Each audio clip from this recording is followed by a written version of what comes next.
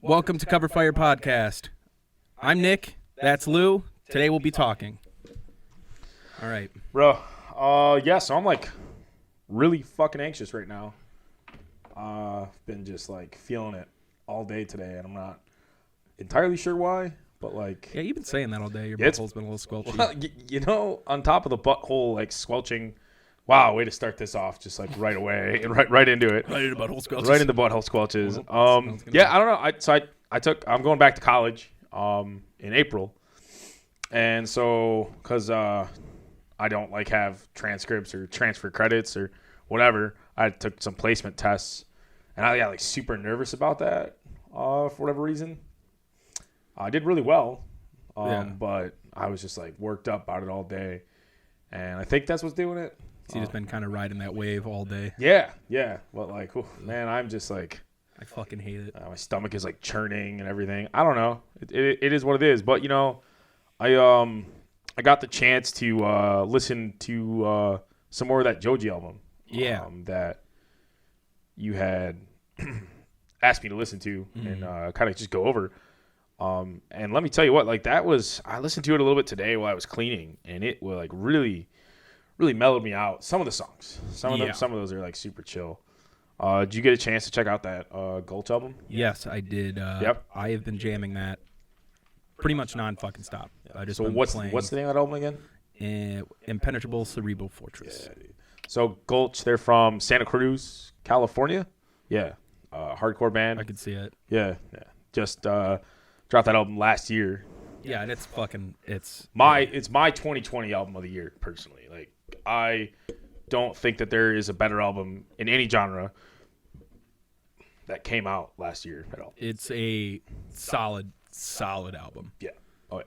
Like through and through. It's only a 15-minute listen, but it is incredible. Like it honestly, like one of the things about it is the whole time I'm listening to it, I just keep thinking, it keeps like bringing me back, being like, man, if 16-year-old me would have heard this, I would have shit. It's just like, mean and like sludgy. It's kind of reminiscent of basement deathcore in my opinion. Like I used to buy like tapes from random bands that I'd find on the internet, like these basement grindcore bands. Like the MySpace bands or whatever. Kind of. But like not really. Like more of. Have you ever heard of The Drip? I love The Drip. Yes, I love The Drip. Oh my god, I love that's The Drip. literally what like it made me think of is the first album fucking. that I love. So it's got Blackest Evocation on it.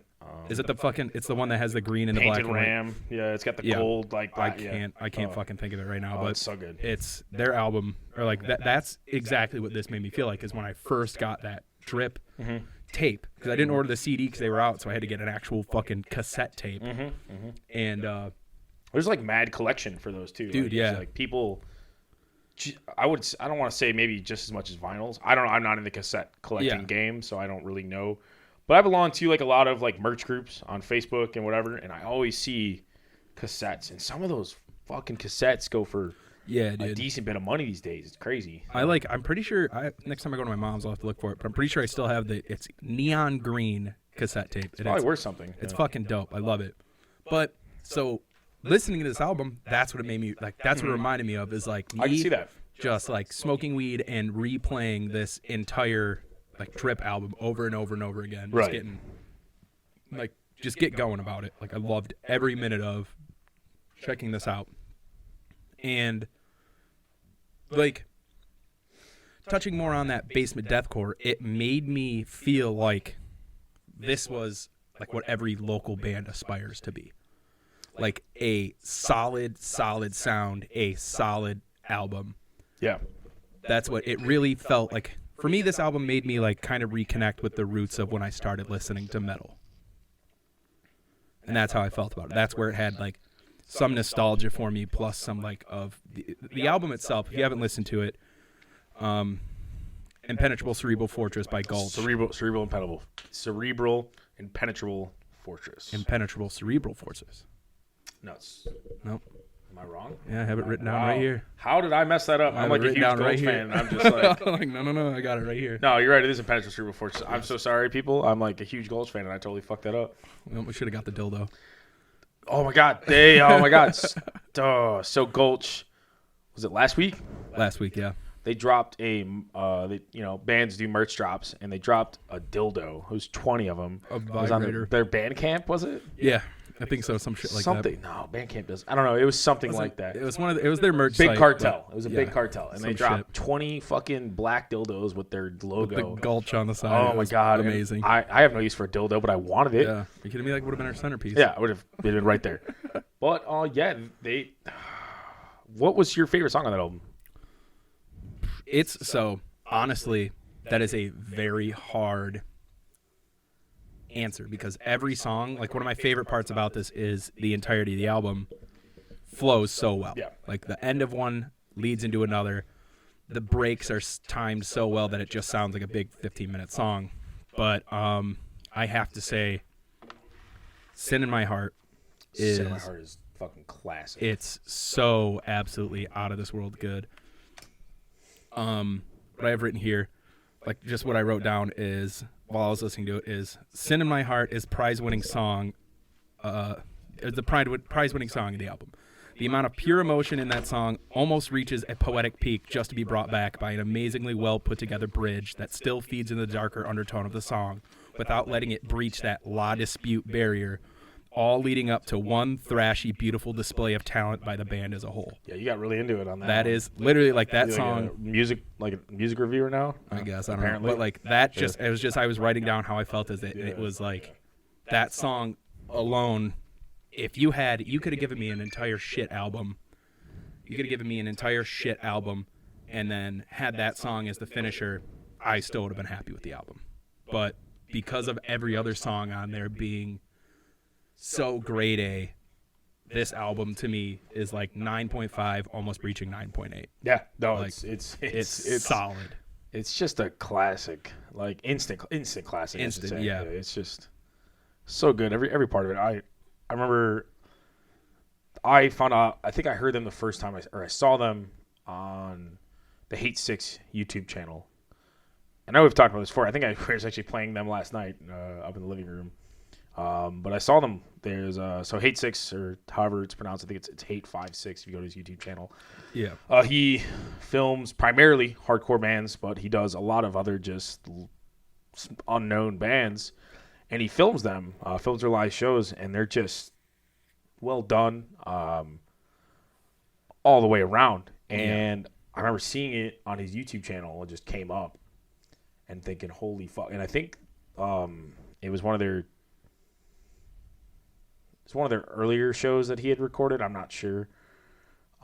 It might have even been the 2019 This Is Hardcore set. And I just remember watching it going, holy fuck, what is this? Instantly had to like look more into it, and that led me into a plethora of just other bands. The drummer of that band is the vocalist in another band called Drain, which is was one of my top 10 albums of the year as well. Dope band. So like just something definitely not to sleep on. I'm really excited to see what these guys keep doing. For sure. Honestly, because whoever they worked with through the mixing of the album too, like, that was another thing. Every single part, first off, the vocals don't overshine anything. No. They perfectly play their part as an instrument. Like, no instrument holds above any other instrument. Like, only when the time is right does one instrument kind of shine through. They completely play together as a band, and that's how it's not your normal hardcore where you have like just straight guitars with a really muddled vocals or high vocals with muddled everything else. It was beautifully well mixed. It was just so pleasurable to listen to. So I just looked it up. It's recorded by the producer was Jack Shirley. Props to that fucking guy. Yeah. Because it's beautiful. So I know they did it through Closed Casket Activities, which is a smaller label, I believe. It does some really good work. They've got some pretty. I know End has probably to them Vane, Zabalba, I believe, or they released variants of an album through closed casket activities. The Acacia strain dropped. It comes in waves. Oh, really? Through closed casket activities as well.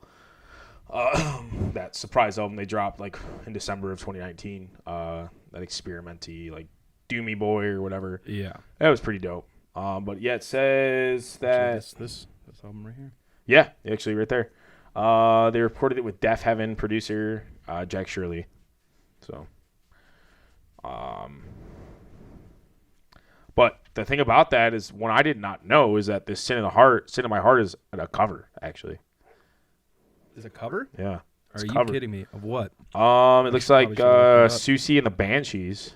I've never heard of this. Me neither. So we're gonna have to check that out later today. Yeah. But yeah, it says here that the album ends with something relatively restrained, a dark and foreboding cover. So from what it sounds like, it probably isn't anything close to what the original is.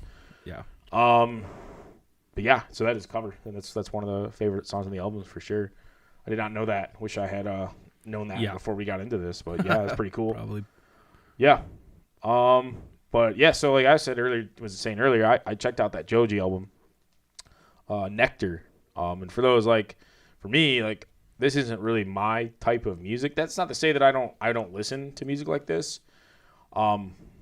Like I've said before, I listen to a wide variety of music. I would say most of the time I'm listening to some form of metal or hardcore, for sure. But that doesn't mean that I'm not on the occasion listening to other things. I just prefer to listen to metal and hardcore most of the time. I think one of the things I realized was, for me, when I started getting into that type of music, was that me being such an angry person all the time, that music kind of matched my aggression and kind of chilled me out, and that's why I gravitated to it more. I find when I listen to too much chiller music or just not heavy stuff, I guess, I get irritated after a certain point.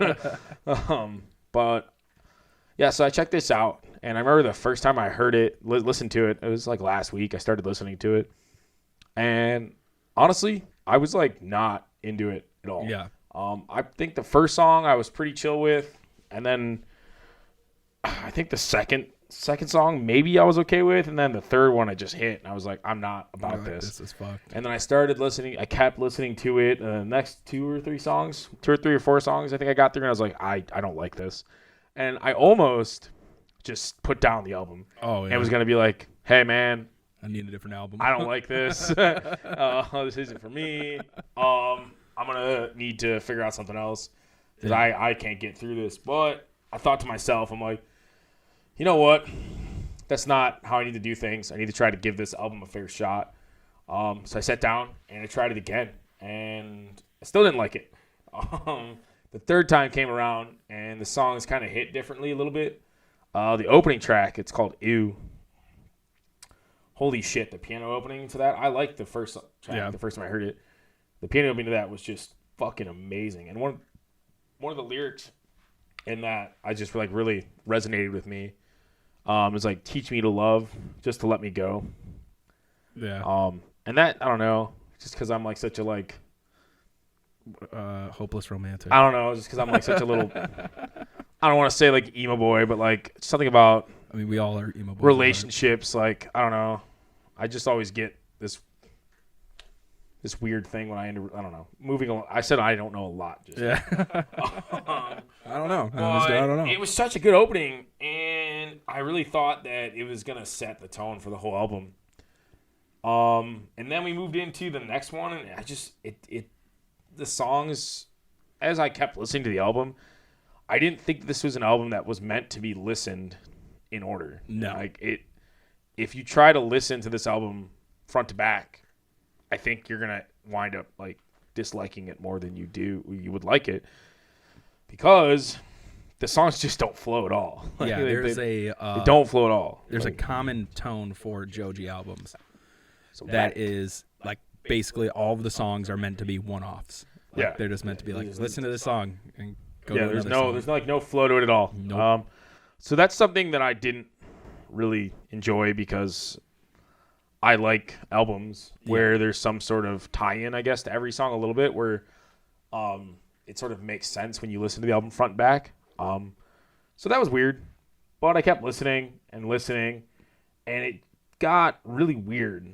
Some of the songs just got really, really, really weird. We got to realize this is the same guy that made the Harlem Shake. Yeah, that is Pink Guy and Filthy Frank is and I didn't know. I actually had to research. I didn't really know. I'd heard the name before. I didn't really know much about him. I just saw he's Japanese, half Australian. Yeah. Grew up in Japan.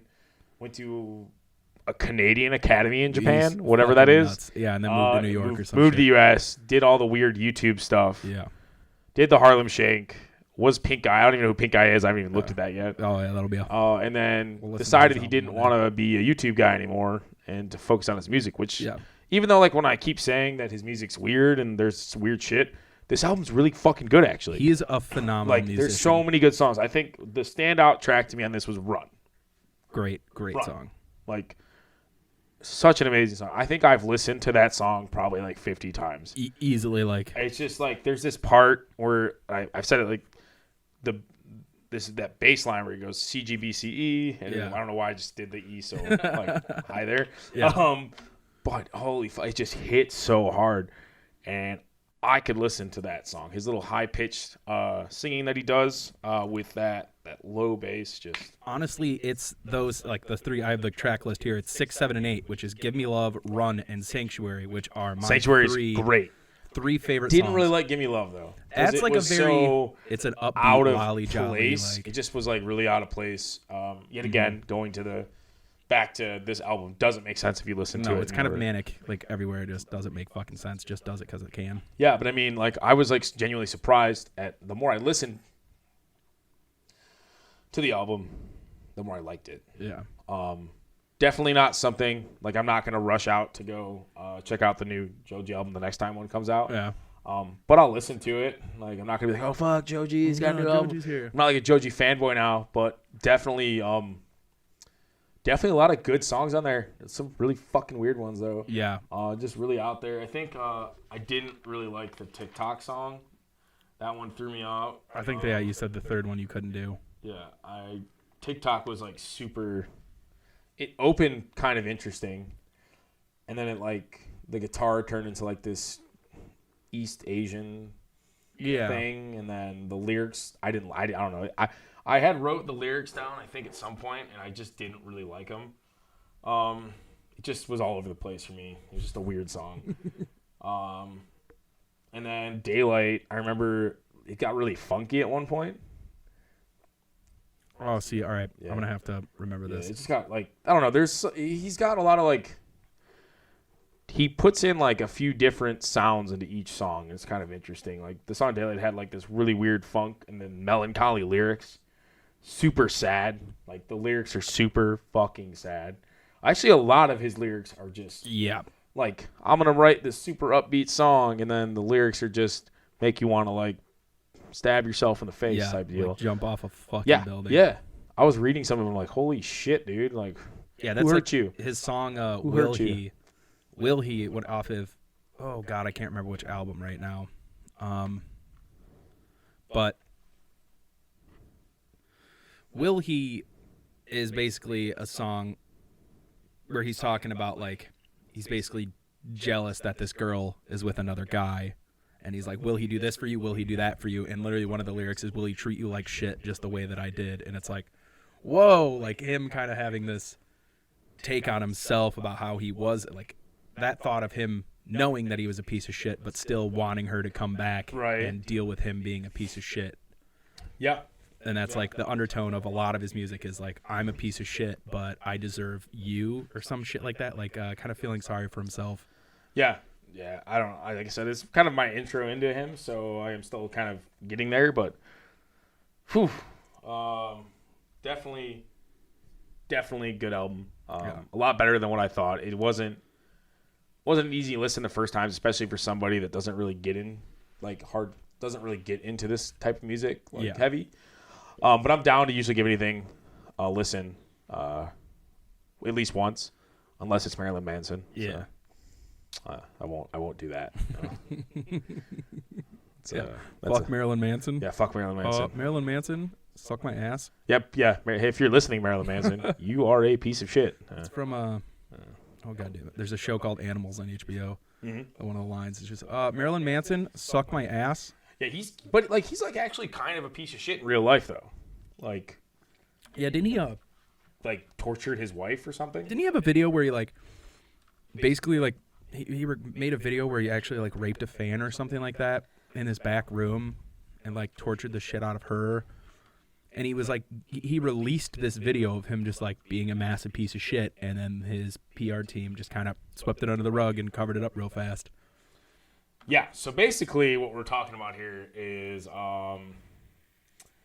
video of Evan Rachel Wood detailing alleged abusive relationship with Marilyn Manson in Senate testimony resurfaces. Yeah. So she basically is alleging that this is a while ago, that he was mentally and physically she was mentally and physically tortured by an older man when she was 18 years old. She never names him, but they were together, I guess, when she was 18 and he was 36. Yeah. Oops, sorry. So I guess there's not like any real proof, but either way, my hatred for Marilyn Manson is like completely inherent, and I have no idea why. It's just like you look at him and you hate him, and that's literally all it is. There's no like legit reason as to why I have any sort of disdain towards him or whatever. Just more of the fact that I don't like him. His face upsets me. So. He's got one of those punchable faces. Yeah, he's got a really punchable face, and I want really nothing to do with it. Well, so there's a movie with him as a fat cop. It's actually a water bottle sucks. Really funny part. Yeah, it looks like it's shit. Yeah, it's like not doing anything. Just take the cap off. Take the cap off, make it happen. Just open her up. But so yeah, I gotta touch on this Gulch album again. There was me listening to it. I also realized a lot of the guitars were or felt directly inspired by that like 60s acid rock.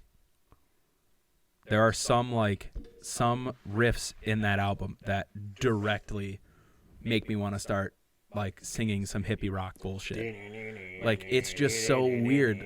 Like his I can't even think. But there's a lot of parts where, like as I touched on earlier, where there's parts of the song, like instruments that will come forward when it's their time. And one of the times the guitar comes forward above everything else, it almost has this like California Dreamin' feel. Like kind of. Yeah, I think actually trying to think of what you're talking about. I should have marked the song. I want to say it's Self-Inflicted Mental Terror. Okay, yeah.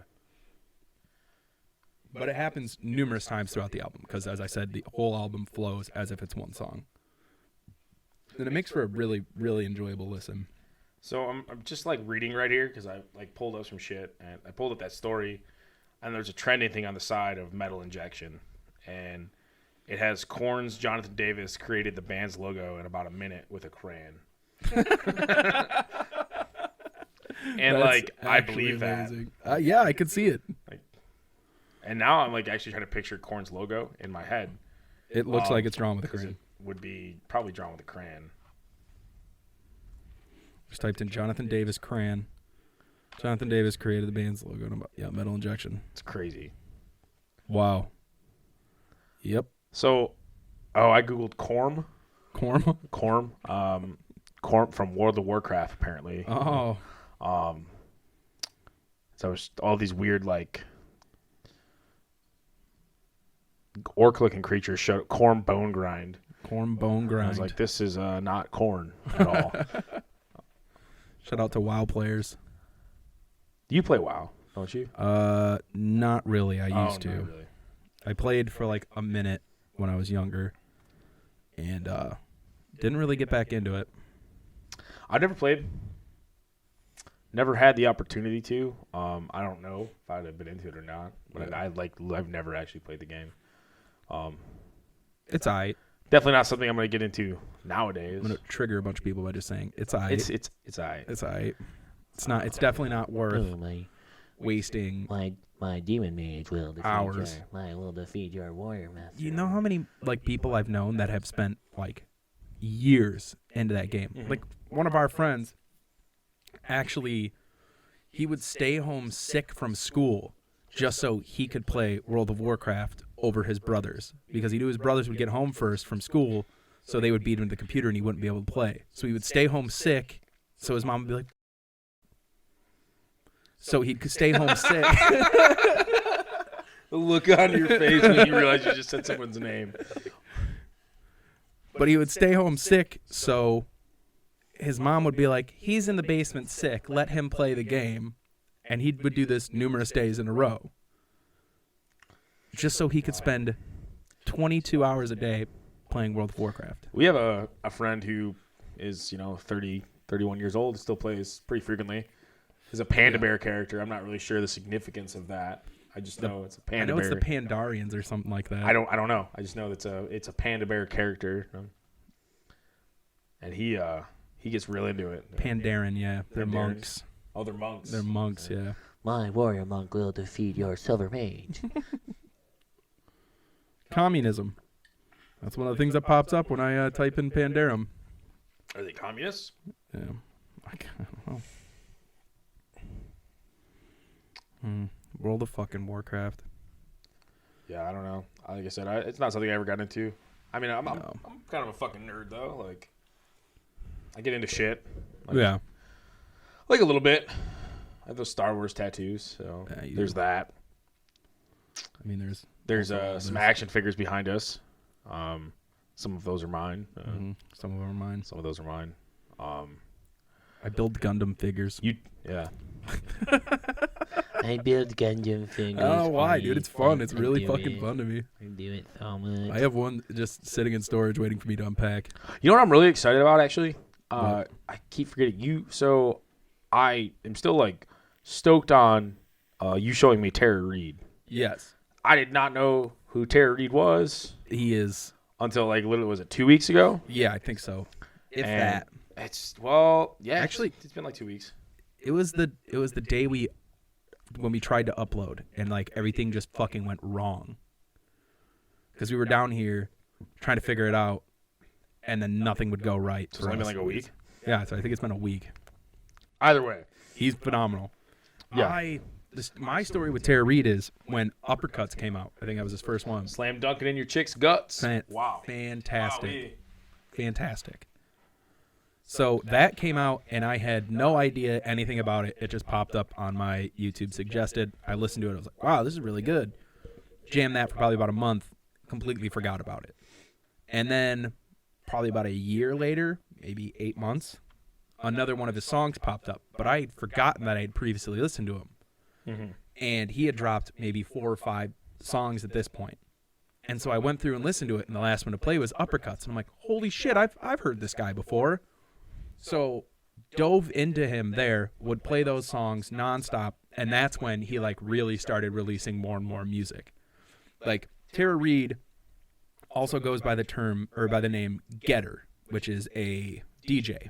Like he's a DJ and an internet personality. Yeah, so if you've ever seen the video on the Real Boys of Simi Valley or something? Yeah, the one where Real Bros of Bryce Simi and Valley. Hawk, where he tells the guy to there's a like, hey, baby that's staring at him. Get your fucking boy. Yeah, the baby's like staring at him. Yeah, he's that guy that's yelling at the baby. Yeah. He's a talented fucking rapper, actually. Yes, very. And he makes his own beats. He is out of this fucking world. But he actually got in trouble. Not in trouble, but a bunch of his fans stopped going to his shows because he was headlining as Getter, and then he would do the Terror Reid raps. Yeah. And a lot of people fucking hated it. Like his tour got canceled because of how much negative feedback he got from trying to do his Terror Reid stuff. And that's something I do not understand.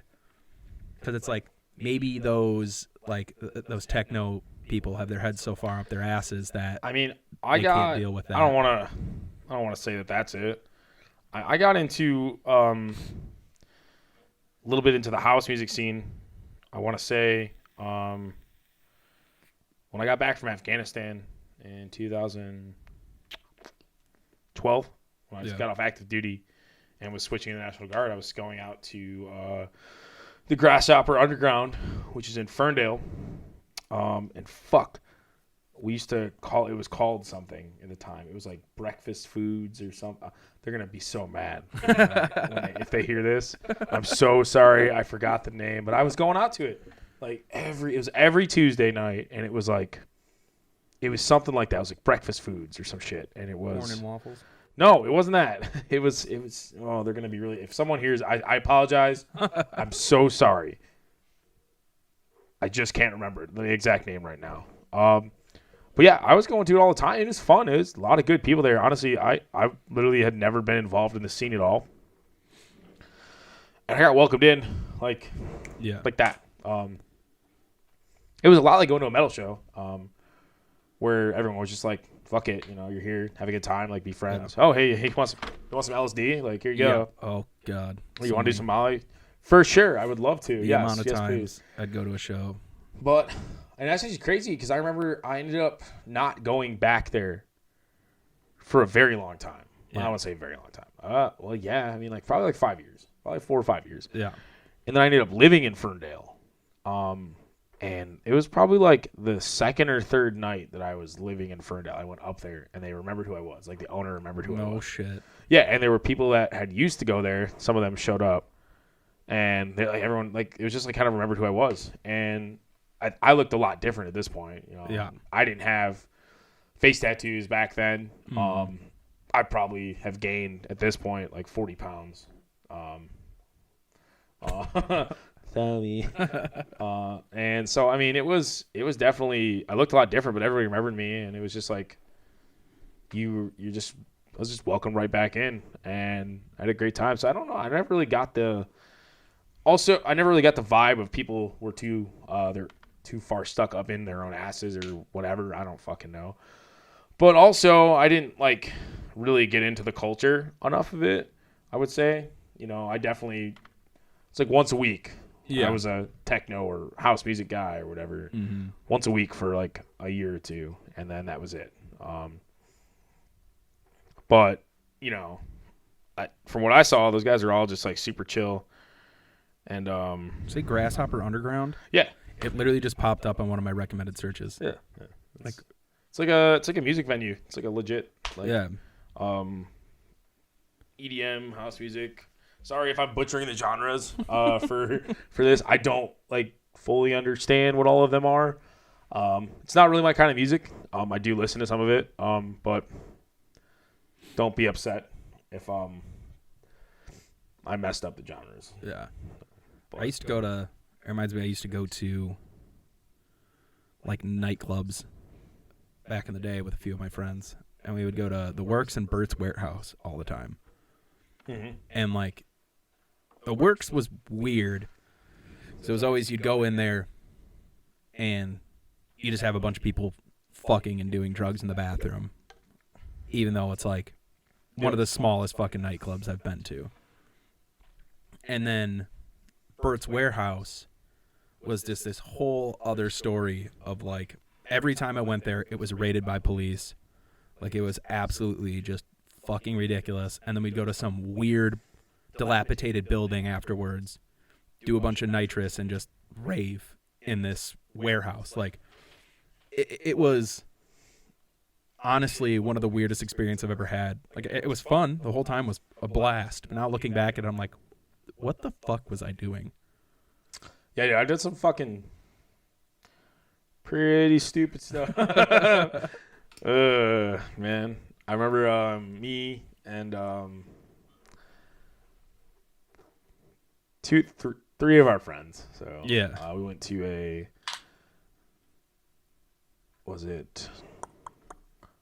it was after the burial. I want to say Amir was there. The Acacia, it might have been the Acacia strain and after the burial. And Amir might have been there too. I don't remember. I just remember we left partway through the show. I think it was right after either the Acacia strain finished or I can't remember who was there now. Yeah. And we drove an hour and a half away to get cocaine. Yeah. That was complete trash. Just absolute garbage. And then they had to drive me back to Detroit, so they had to go an hour and a half back to Detroit to drop me off. Yeah. Because they all lived in Milford. Yeah. So I remember doing that and like waking up the next day and be like, why the fuck do we always miss? Like, do we get so fucked up or do some dumb shit that we miss like the headliner, or not even just headliners, like people we want to see, and I can't remember the fucking show. Like even there was another Casey Strain concert that me and one of our friends went to, and we got really fucked up, and for whatever reason, we're driving back, and he sideswipes a car. What? Yeah. Holy fuck. Bro, we're like literally 5 miles away. Like, oh my God. From our house. He sideswipes a car and in panic decides to try to run away. And I remember, like, I felt like he was going really fast and like getting away, but no. No. That car got to him, and he got a letter like a month later, I think, about a hit and run. Oh my God. Yeah. That's fucked. Yeah. That might have been the night that I got my nose broke at a show. I don't remember. I mean, it sounds like a series of events that would happen. Yeah, I don't want to get into that story. Yeah. Make me upset. Goddamn metal shows. So, but yeah, no. I feel like it always is that the bands you want to see that you miss. Mm-hmm. Well, that was like I really wanted to see Currents. Yeah, it was Currents, and we somehow got to the show, and like normally, so doors start and like nobody starts playing for like an hour after. Yeah. At least that's what I remember. Nope, not this case. We got there like 45 minutes after doors, and the band had already played. Yeah. And we're like, oh, that happened what when is this? When me and a couple of friends went out to see you for, what was it, Black Dahlia, Lorna Shore, Me? Rings of Saturn. Oh, Summer Slaughter. Was it Summer Slaughter? But Lorna Shore was the opener, and I loved them with when Tom Barber was the front man. Absolutely fucking we loved saw them. Together? I saw fucking 5. Yeah, we saw them another time together, but like when we got there probably 15, 20 minutes after door, and they played another 5-10 minutes, and they got off stage. Because I got there before you guys. Yeah. I don't remember seeing Lorna Shore. Because we had to find parking, and then we went and got a liquor store. I don't remember seeing Lorna Shore. Yeah, they literally, as soon as doors hit, they started playing. And I remember like walking in, like, oh, I hope I don't miss them. And I like stood there. That makes sense that they would do that. I was just so fucking butthurt about that right there. That was a crazy show. That was a wild show. That was a fucking yeah. I mean, even the other time we saw Lorna Shore was fucking cool. Yeah, I mean, I'm just talking about the events that happened at that particular show. Lead singer of Rings of Saturn spitting on the crowd. Yep. Just hawking big old loogies on everybody in the crowd. That was fucked. I was at the bar. I'll never understand how the Michigan metal scene allows that band to keep coming back after that dude. Literally, they show up with 3 members to play a show. They're at least a 5-piece. Yeah. They're already going through whatever stupid, controversial, we play at half speed bullshit, which was debunked, I think, anyways. They actually don't play recorded half speed. Yeah. I don't know. I'm not going to get into all that. It's not what I'm here for. So they're already going through whatever that controversy was. And fucking dude starts spitting on people in the crowd. And then he fucking points at me. And straight up, like, calls me out. Yeah. Like, let's go out back. So we go out back.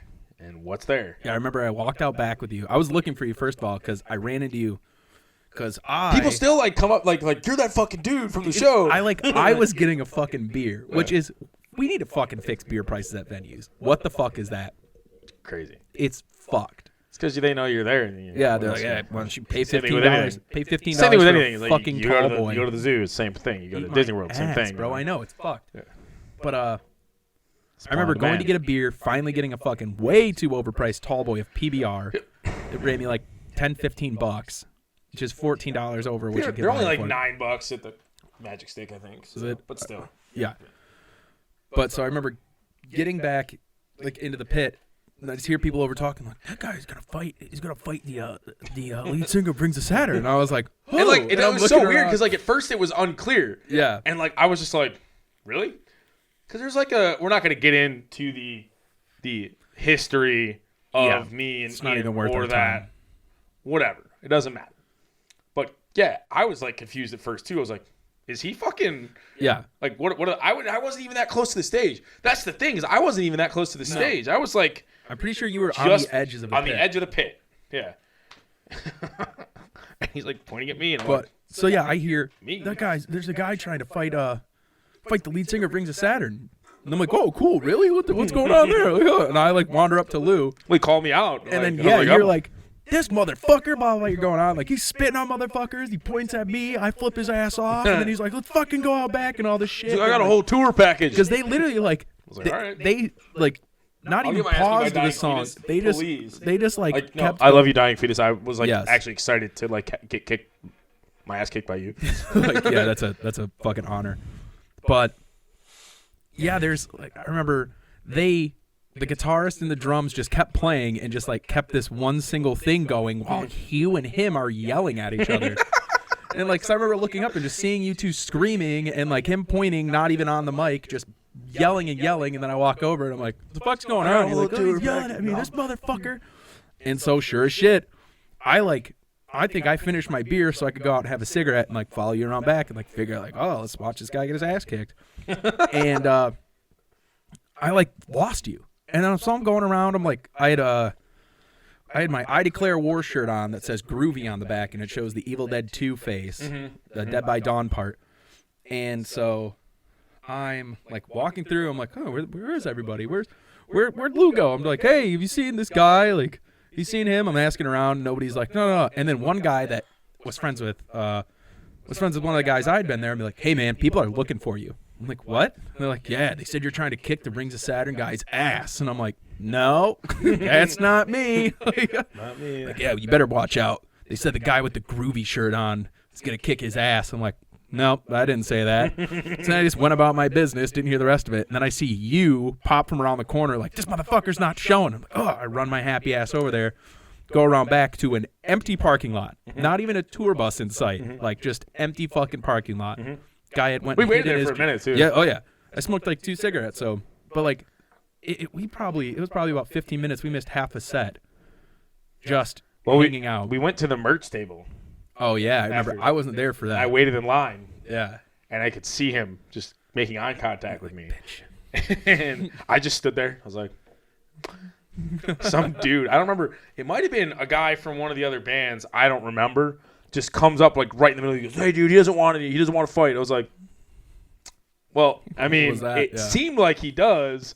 Because he's just joking. I was like, "Oh, he's just joking. He's just joking. He's spitting on people and joking. He doesn't want to fight. He doesn't want to fight you. I probably." Blah, blah. I was like, "Yeah, okay." I was like, "You know what? Like, I'm not trying to fucking go to jail today, anyways." Yeah.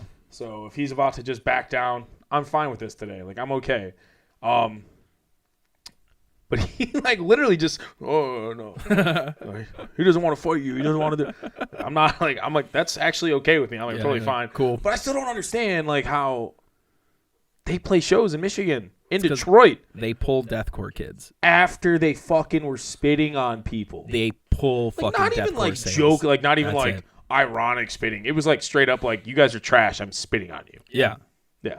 And it's like that's the fucking things with Rings of Saturn is like they have albums that are like when you're first getting into deathcore, you're like, wow, this is exactly what I want. Fast, heavy, growl. Like that's it. Technical, just Star Spangled fuck you. And I think that's why they keep getting because like Rings of Saturn is a guaranteed sell. You put Rings of Saturn on a docket. I just don't understand how sold. people keep paying to go to the shows. Because why the scene hasn't shunned them for that. I don't get that. I guess they haven't been. Oh, you know what? Never mind. I'm not even gonna go there. I'm not even gonna touch that. So, but yeah, it was such a weird thing, and then everybody was like so hyped about it afterwards. I think, and I wrote that diss track. I wrote that. I remember people getting like really excited about it because there were some people that thought I was just gonna start like becoming a rapper that just disses metal bands for some reason. I don't remember why, but I put a lot of work. I didn't put a lot of work into that song. It was just really good. It ended up being really good, and then I was like, I remember sitting there. I'm like, do I drop this? I'm like nobody, and if I drop a diss track on somebody who's slightly famous, those never work out. No, those don't work out. And then it's also like they just don't work out. They just never do. You go one of two ways. You get bigger than you expected it to get, or it just doesn't go anywhere and you get shit on. I'm not even worried about getting shit on. I was just like, if I'm going to do this, it needs to be effective. And I didn't see it being effective. No. So I didn't do it. And I still have it. Still got it. I could drop it, but what's the point? It was 3.5 years ago. Maybe if we get 1,000 likes or 1,000 subscribers on YouTube, we'll drop Lou's diss track. If I can get to 1,000 subscribers on YouTube, I will drop the diss track of Rings of Saturn. Oh, that'll be. I will drop it. I'll make a fucking music video. Oh yes. Actually, I'll make a music video for 2,000. 2,000 subscribers. I'll make a music video. If you get me to 5,000, I'll just start writing diss tracks on whoever. That'll be great. We'll become the dynamic diss track duo. I don't want to do that, but I mean, sure. I'll get to 5,000. We'll do a raffle, and I'll do a raffle and let somebody pick who I get to write a diss track on. No, like you guys are like, what does it matter? We haven't seen your diss tracks. You know, they're all right. They're okay. I can fuck with people. It's cool. But yeah, that was a crazy time. And people really got like hyped up about that. I remember, and we stayed. Did we end up staying the whole night for that show? Yeah. I remember I ended up. Yeah, because I'll you know what? It's just I don't think he's gonna matter. Yeah, Billy, because we're gonna have him on here anyways. Yeah. Billy drove us home that night. So, yeah. Well, he definitely drove you home. You guys dropped me off where I was staying at the time. And that was because he got his symbol signed or whatever. Yeah, he brought in something that he had for the Black Dahlia murder that he didn't have signed by everyone, I think. Yeah, it was only the drummer he was missing, so I think. He had to go back out to his truck to get it so he could get it signed. And if you don't know this guy, he goes by Black Dahlia Billy. And he is well known by doesn't he like hate that name kind of? I don't know. But sorry, I don't if you think don't. so. I don't know. But he is known by all Black Dahlia fans and Black Dahlia themselves. Like, they've had numerous things where they're like, hey, happy birthday, Billy, while they're playing their shows. Oh, real quick. It's Nick's birthday today. So it is my birthday today. I forgot about that. Horsby Borgdorg. Horsby Borgdorg. Thanks. But, yeah, so that was a wild night. I remember I ended up in a car with two like grindcore kids that were just doing coke and showing me all these different grindcore songs. I think I remember those kids. Yeah. I remember those kids. So I didn't end up getting one in the car, but they were just like, "Hey, come on, what did they were like, "Hey, you want to drink some Jameson?" I was like, we ended up finding this like group of people to like hang out with that night. Yeah. I remember, or that night, that day. I actually made some like kind of there's some people I think it was that I'm friends with on Facebook like that I interact with occasionally on posts that I want to say it was a bunch of the Blast Fiends. Oh yeah, it's definitely a bunch of guys from Blast Fiends. It's definitely a bunch of guys from Blast Fiends for sure. Because that was like that's what I remember him, like Billy saying on the way there is we're gonna meet up with a bunch of people from the Blast Fiends page. So Blast Fiends is a Black Dahlia fan group. Yeah, if you have not heard Black Dahlia Murder, top tier metal band. They're good, yeah. Top tier metal band. I like them. Not a fan personally, but I do acknowledge what they bring to the table. Yeah, they are a top tier metal band. And their lyrics are fucking sexy. So not to really keep going into metal music, but that's kind of like it's what we know. Not necessarily that we know. We know a lot. It's just that like that's where we've always kind of chilled at. Yeah. What was your first concert? Let's dig into that. That is very hard. Let's do a segment called What's your first concert? Because I actually played a concert before I was even. No, we don't count that. Yeah, before I even went to a show. What's the first concert that you went to go as a? I want to say it was Bloodfest. There was no one Bloodfest, band. That was in Heartland? Yeah, Heartland. At the Performing Arts Center. Yeah. I never went to old- that. old I was Heartland like High School. super upset that there was a festival of that A hardcore festival. Caliber. Like, yeah. that close to me Yeah. that I never went to. Dude, it was. I And had I missed some out of on- my missed best out on that. memories. Yeah. I went every year. The first year I didn't go was when Hawthorne Heights headlined, and then I skipped 2 years after that, and then went to the last one, the last ever, I believe. That was in late 2000s. That was 2018, I want to say, or 2019 was the last Was it that Bloodfest. Really? 18 or 19. But there was so like when Bloodfest started, it was like So a bunch Heartland of local is like hardcore. by the way, Heartland is in Michigan, and it's a really small town. So I just remember when I was in high school hearing about Bloodfest, and there was actually some. I never went, but I remember hearing about some pretty high caliber. I don't want to say high caliber bands, Yeah. but like bands that actually bigger became bands, shit. like at the time, like Hawthorne Heights. That's one I can think of. Yeah, La Dispute played La there. Dispute, Dance Gavin Dance. Dance Gavin Did Dance, they- I'm I pretty don't know. sure. I'm not sure. Black Dahlia's played there Chiodos. before. Chiodos, yeah. So like there were just some bigger bands at the time, and now these bands are like bands that are well known. well known. So it's just like weird. I live not far away from there, and I never went to it. And that's like, I want to say it was one of my favorite bands of all time was the Vanity Farewell. Never heard of them. They are amazing. That's like, honestly, if they kept going, I would have been probably their last supporter till the day they fucking died with their music they were putting out. Right. Like they had some of that just like really shitty, I can't call it shitty because it's not shitty, but shitty quality, homegrown basement metal. And it felt just so fucking, that was the first time I'd ever seen like someone with ears stretched as much as that guy. Like his ears were fucking huge at the time. Yeah. But now looking back and I'm like, oh, he's had like 2 inches.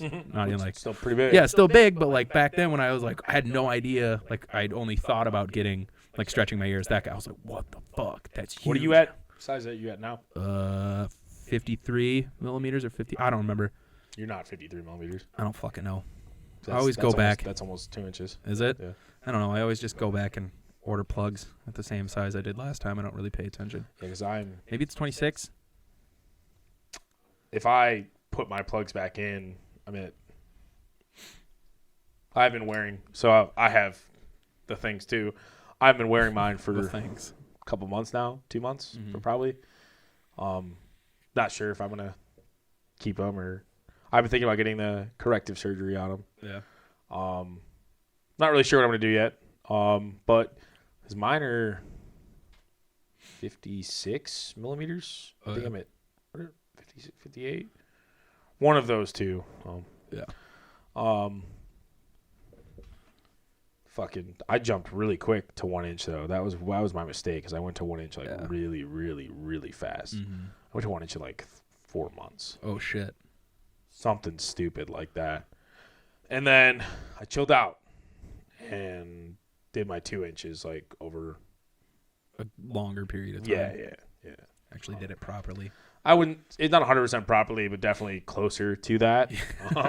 Closer to good than bad. 1 inch. I did not waste time getting the 1 inch. I had a really horrible blowout too. I remember I was actually working at the. Do we say the name of the places we worked at? Fuck it. I was working at the Red Dog. Oh, yeah. Sorry. And I think it's fine. I had I had just stretched. It might have been to 1 inch. It was either to 3/4 or 1 inch. And the day before it hurt. And I was like, it's whatever. It'll be fine. And the next day, I was like in the kitchen. And I remember my ear just fucking like just beating like up. It's like burning. Plus, you can feel it was your like heart beating. beating. I was like, Oh, ooh. I it's was like, I gotta do throbbing something. I was like, I terrible. need to get out of the kitchen and do something. And then all of a sudden, I just felt my fucking plug just shoot right out of my ear onto the ground, right on the ground. And was like, oh, well, that's fucking dope. Like, and I ended up having to like put in like bandages and shit, and I worked like that for 2 months, I think, and I was able to reopen it back up. But after that, that's when I stopped rushing because that was fucking horrible. You remember those square plugs we got? Those suck. They suck. It's just the size. It's just the shape. It's not the size. Well, I know when you wore a size smaller, it wasn't as bad. Yeah. But it's like because I square like, plugs. Once tunnels, I got to that whatever, size, don't wear them. Yeah, no. Once I got to that size, I ended up putting them back in. I was all like drunk one night, and I was like, dude, these will be cool. I put them in, and they didn't feel that bad. Went to bed, woke up the next day, and that feeling, like, cook, and I was like, oh my God, what the fuck? Immediately took it out. My ear I got a blowout from just sleeping in them. Yeah, I don't sleep. You don't size. do it. I don't sleep in mine. I've Fucked. had one blowout from sleeping. Yeah. No, 2 blowouts from falling asleep with them in my ears. I did it like 2 years ago. I had a blowout from that happening, and then actually earlier this year, or in 2020, I did. Just passed out, not like forgot to rip them out, and I woke up and like it was like pushed up into my head. And I could just feel it. I was like, well, here we fucking go. Here it is. Yeah. But to kind of get back onto that concert thing, my first concert was I'm gonna give you multiple choice on this one. All right. I'm gonna give you multiple choice. My first concert was Shinedown, Ted Nugent, or Metallica. Ted Nugent. It was Ted Nugent. God damn it, I knew it. Yeah, it was Ted Nugent. Yeah. If anybody puts Ted Nugent in something for their first concert, I'm like, it's Ted Nugent. I feel like most people's first concert, Ted Nugent. Mine was definitely Ted Nugent. I remember I saw him with my brother, my sister, their friends. I was like 15 or 16 at the time. Yeah. And that was where I had my first beer. I don't call it that because before I was adopted, when I was still living with my biological mother, she used to give us beer when I was like 5 or 6. Yeah. At least that's what I remember. So I like to think that my first beer, I was like a badass 6-year-old kid just sitting there drinking Vernors. But that's what she said, but it was definitely beer. Here's some Vernors. Made you quiet. So yeah, exactly. Quiet, not teeth. So anyways, that was where I had my first beer, and it was a Heineken. And I remember one of my older brothers fucking ratted on me. And he didn't even go to the concert. That's what's fucked up. He's just fucking calling you out. He's like, ratted on me. And my mom and dad sit me down, and they're like, so we heard you had beer at the concert. And I was like, no. Nuh-uh. No, I did not. No such thing. I'm a good boy. Be honest with us. And I don't remember even really how that conversation ended, but I definitely was like, yeah, okay, fine, I did. And they're all worried. They're like, well, like your parents. Yeah. I was like, whatever. It was like a couple beers, and I had a couple Heinekens, and it was whatever. Yeah.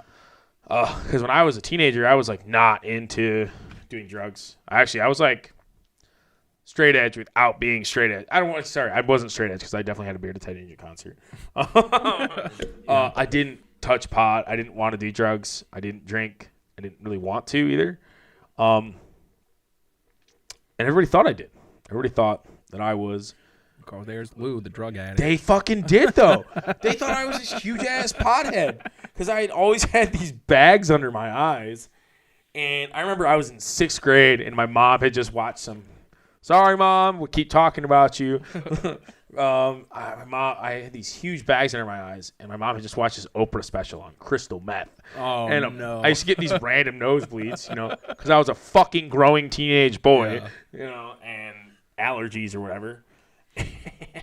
Get random nosebleeds, and I had these huge bags under my eyes. She's like, I'm like 11 years old. Are you smoking crystal meth? I'm like, no, I'm fucking not.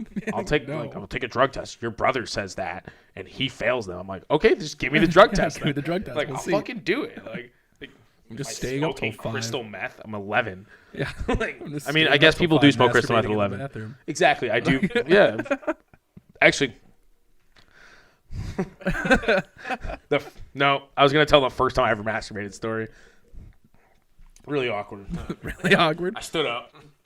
I was What? standing up, yeah. I stood up. I didn't understand the concept of it. I found a Playboy in the basement, and I was just like, this is, and it like opened up, and it was on the ground, and I was like, and things were happening, and I was like, wheels are turning. I had like heard about, through other friends that if you touch your penis long enough, things happen to it. It fucking hurt, dude. That first one, it hurt. It hurt. My first orgasm hurt. Hurt. I remember. I'm convinced you were doing it right. Well, maybe I didn't, but it hurt. You're like twisting it. No, it was like painful. It was not like a cork. You don't have to rip it out. I don't know, man. I don't have the answer for you. I don't understand why. I don't know why. I was standing up, like jerking to some fucking. I remember it was like 1988 Playboy. I think the Thrilla from Manila. It was like some girl from the Philippines. I remember it very specifically. I remember seeing like my first vagina. Wow, weird. Fucking sidetracking so hard. No, it's just whatever. No, to go it. But go it. I want to say 3rd grade or 2nd grade, like one of the two. And one of my friends that lived down the street from me called me outside, and he's like, during recess, because he lived right next to the school, so he would go and hang out there after school and like hang out in the soccer field, do whatever he did. And one day during recess, he's like, Nick, come here. I got to show you something. I'm like, okay. So we go over to the bleachers, and underneath it, he had dug a hole and hid this piece of paper that was probably about 3 inches by like 4 inches, just a square, and it was only a spread vagina. I remember looking at it going like, what the fuck is that? Like, whoa. I don't get it. It was literally all you could see was like the 2 fingers and the girl like spreading her pussy open, and I was like, "What the fuck?" Oh, man. I know when I was a kid, I used to go over this buddy of mine's house, and he used to walk. So I'd walk from my house down the street, across another street into his house, and we go to his basement, and I don't even know where these magazines came from. Yeah. But he had like the stairs. And we had this like little fort thing underneath the stairs, and we just look at pornos. Look at porn mags. That's where the second porno I ever saw was my other friend down the street, who lived around the corner from me. His neighbor was a hoarder, and he was notorious for just having this backyard full of random bullshit behind his garage. It was probably about like half an acre, full of just garbage. Mm-hmm. And one day, my friend was back there digging through the shit because you couldn't see him from the house, so you just like fuck around back there all the time. And he found the Olympics Playboy, and like I remember vividly these like flat as a board girls just being completely like just showing their pussy and everything. And I'm like, what the what, the last one I saw with this was spread. Like, what is going on here? And then like, I don't understand girls this. had boobs, and then like watching it because they're Olympians. Like. Yeah. Their bodies are made for going fast and doing things extremely. Aerodynamics. Yeah. And so, like, I just remember seeing that and being like, what? Like, first, I feel like first 2 porn magazines I saw, I should just not be attracted to women after that. Mm-hmm. So it's kind of just like looking at a vagina spread for the first time you ever see a vagina is kind of like. See, it's not. Like, am I supposed to like this? Yeah. And the second time you ever see like a naked woman is like this tiny. It's always the boobs. It's always the boobs you're first attracted to. Yeah, boobs were definitely the initial. Mm-hmm. That's how you like. I differentiated between girl and not girl. Girl had boob. Girl have boob. Boy, no have boob. See an obese guy at the mall. Why he had boob? And then you get older, and start figuring things out. Realize ass is superior. Ass is way better than tits. Yeah, I don't know. I mean, my last girlfriend had the biggest fucking tits ever. She had a great ass too, honestly. But what is it? A big ass and no tits is better than big tits and no ass. She had a good ass. She had an amazing ass, actually. There you go. Her tits were out of this world. Ridiculously huge. Yeah. It was a spectacle.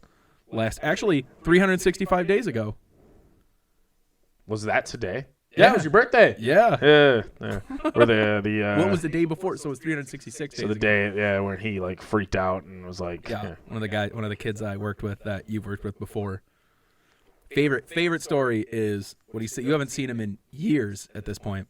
Yeah. And then he sits down on your lap, and you're like, hey, because he's like, I call him son. He calls me dad. He's like, he's a good kid.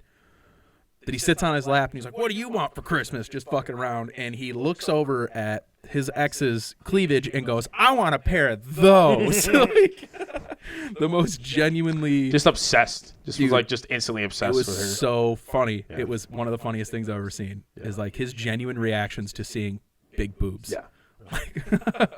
That was fucking hilarious. It's like his first time ever experiencing something. Hey man, she's I don't know. Go get her. Go after her, bud. Yeah. She's yours now. But backtracking, gotta get all this tits shit. Mm-hmm. I don't know where. I'm still looking at Tom Barber right now. What about Pissed on McCreary? CJ McCreary. I don't want to. It's shitty apology video. Do we want to like get into like shit like that right now? I don't. Oh fucking why not? Oh my! You know what?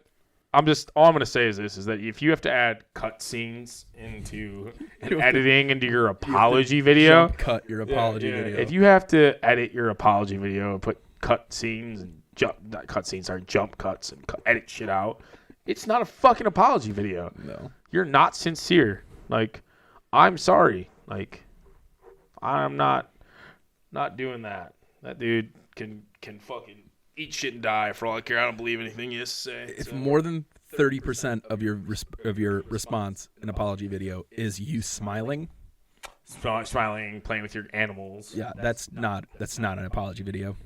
That's just you not giving a shit about other people's feelings. I mean, it's allegation still. I don't think it's been proved either way. I don't really care. I mean, nothing. When you act like that to me, it doesn't. Yeah. It doesn't shine a good light on you. No.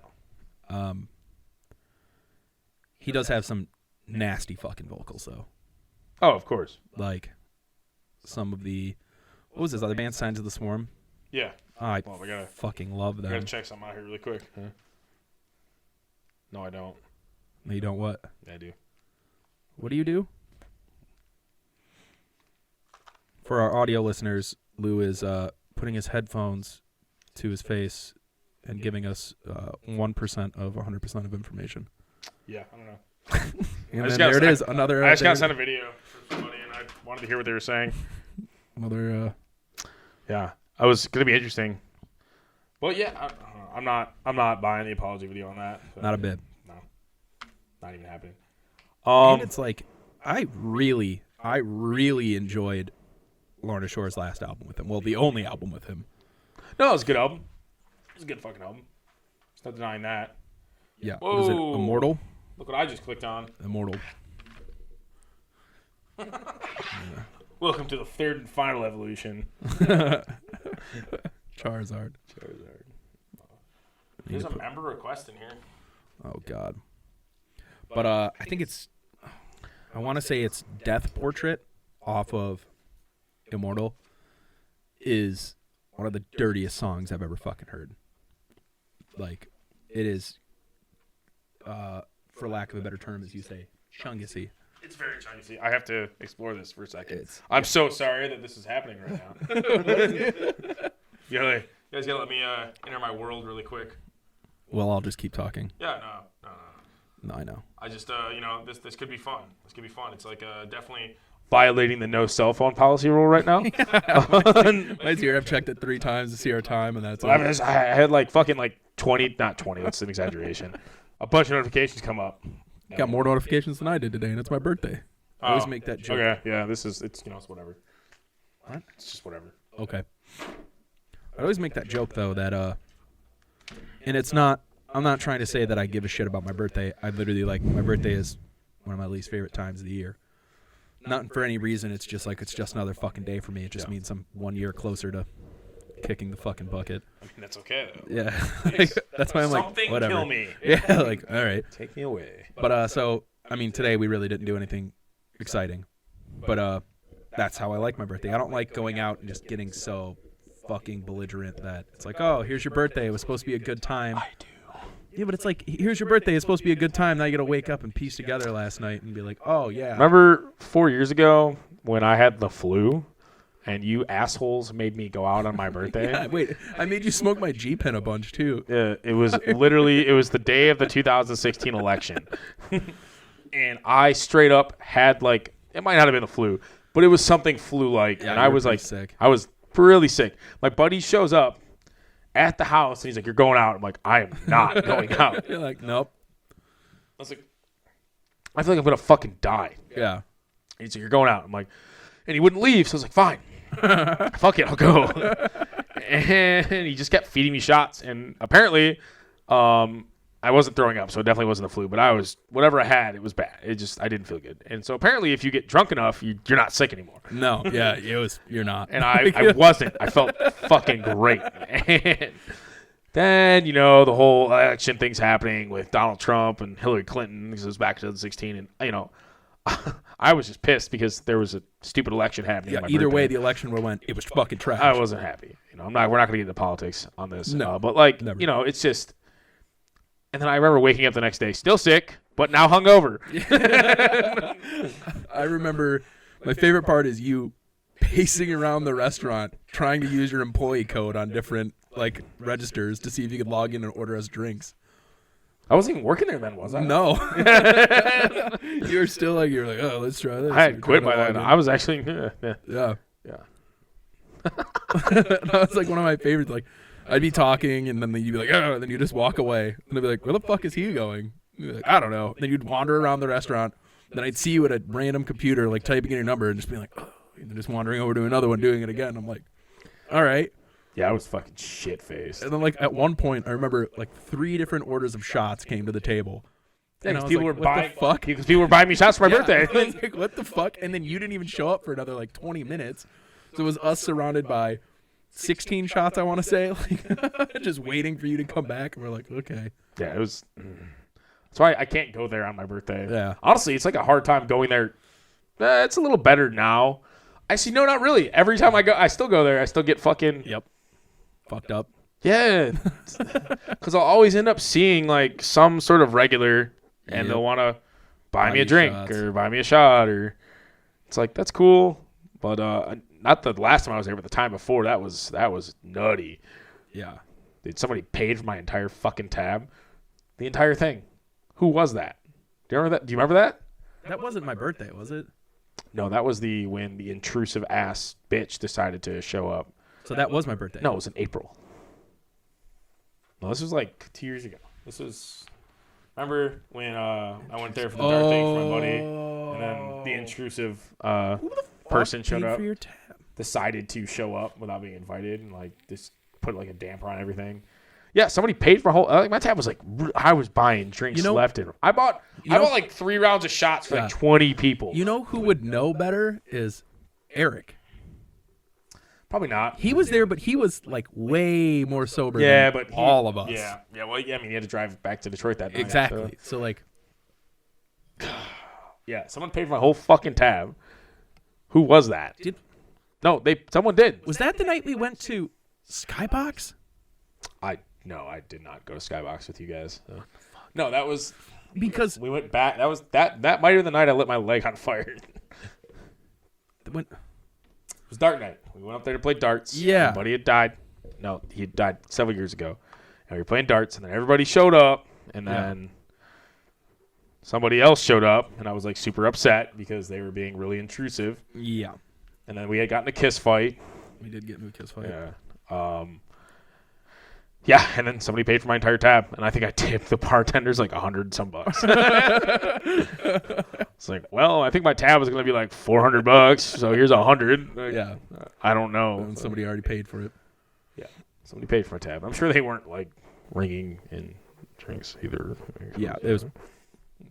Sorry. Yeah, there was probably a lot of that. A lot of that. Mm-hmm.